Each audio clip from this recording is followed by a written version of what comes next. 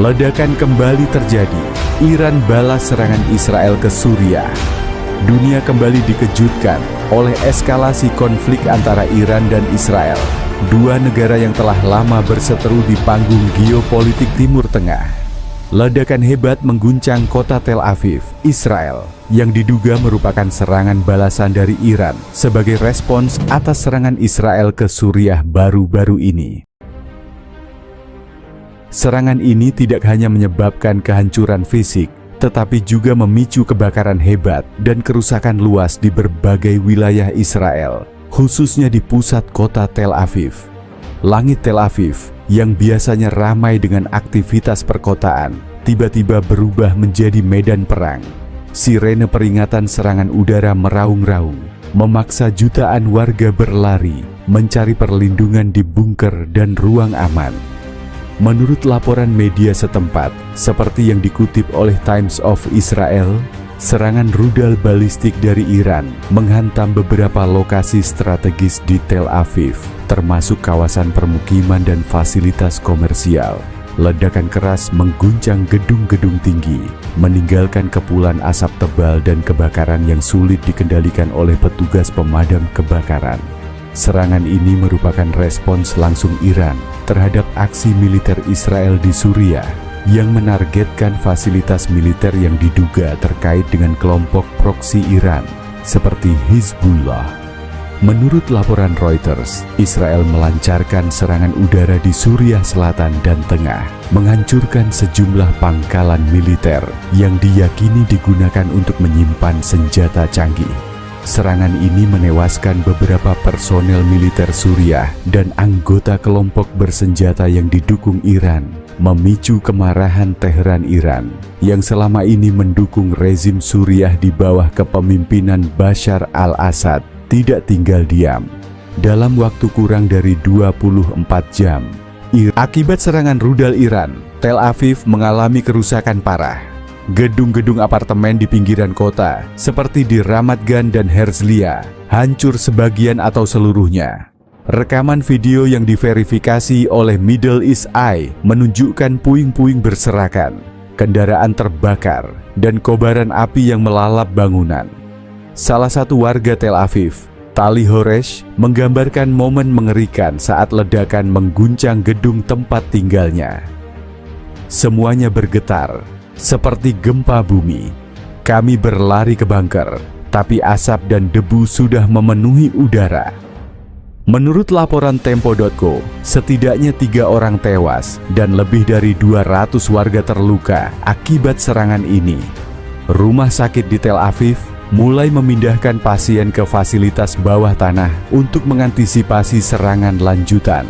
Petugas tanggap darurat, termasuk pemadam kebakaran dan tim medis, bekerja tanpa lelah untuk menyelamatkan korban yang terjebak di reruntuhan. Kolonel Purn Michael David, yang memimpin Komando Front Dalam Negeri Tel Aviv, menyebut operasi penyelamatan ini sebagai salah satu yang paling kompleks dalam sejarah kota, mengingat skala kerusakan pada gedung-gedung tinggi. Kebakaran besar juga terjadi di dekat kilang minyak Bazan di Haifa yang diduga dipicu oleh serpihan rudal. Kerusakan pada pipa dan saluran transmisi energi memperparah situasi, menyebabkan pemadaman listrik di beberapa wilayah. Warga Israel yang selama ini percaya pada keunggulan militer dan sistem pertahanan udara mereka mulai merasakan ketidakpastian. Seorang warga setempat berkata kepada Times of Israel, "Kami tidak pernah membayangkan perang akan sampai ke jantung kota seperti ini.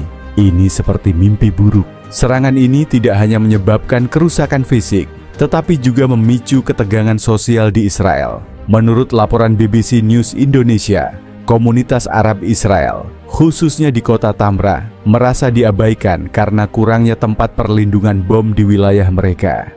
Sebuah keluarga Arab Israel, Qasem Abu Al-Hija, kehilangan 4 anggota keluarga akibat serangan rudal Iran, memicu kemarahan atas kesenjangan infrastruktur antara komunitas Yahudi dan Arab. Bom tidak memilih antara Arab atau Yahudi, kata Qasem, menyerukan diakhirinya konflik. Di Iran, serangan Israel juga menyebabkan kerugian besar. Menurut Kementerian Kesehatan Iran, setidaknya 224 orang tewas dan lebih dari 1.200 terluka akibat serangan udara Israel sejak 13 Juni 2025. Kerusakan pada infrastruktur nuklir dan militer, serta pemutusan akses internet nasional memperburuk kondisi di Teheran dan kota-kota besar lainnya. Warga sipil Iran dilaporkan mengungsi secara massal ke provinsi utara untuk menghindari serangan lebih lanjut. Konflik ini menunjukkan betapa rapuhnya stabilitas di Timur Tengah. Dengan Iran yang terus meningkatkan pengayaan uranium hingga ambang senjata nuklir, dan Israel yang bertekad mencegahnya, risiko perang nuklir menjadi kekhawatiran nyata. Para analis, seperti Lina Khatib dari Chatham House, menilai bahwa Iran saat ini berjuang tanpa dukungan regional yang kuat, sementara Israel mendapat sokongan diam-diam dari ASS.